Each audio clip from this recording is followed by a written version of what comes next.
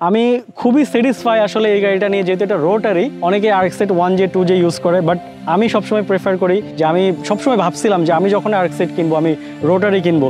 Rotary আসলে অন্যরকম একটা পাওয়ার দেয়, যেটা যারা যারা RX-8 ইউজ করছেন সবাই জানে। আর এটা কিন্তু দেখতে দেখা যায় হচ্ছে দুইটা ডোর, কিন্তু না, এটা কিন্তু আরো দুইটা সুসাইড ডোর আছে। তো এটা হচ্ছে ডোরটা, আর এইখানে হচ্ছে আপনার সুসাইড ডোর।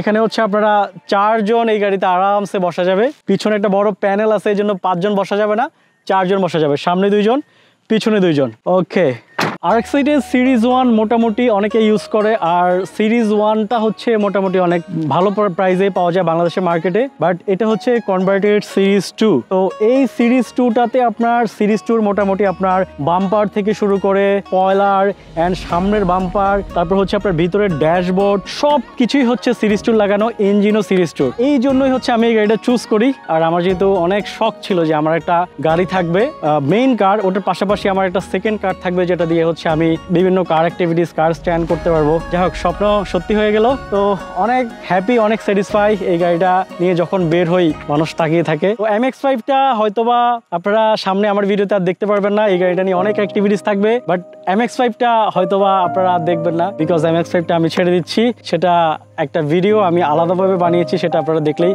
বুঝতে পারবেন কি কারণে আমি আমার MX-5টা ছেড়ে দিয়েছি।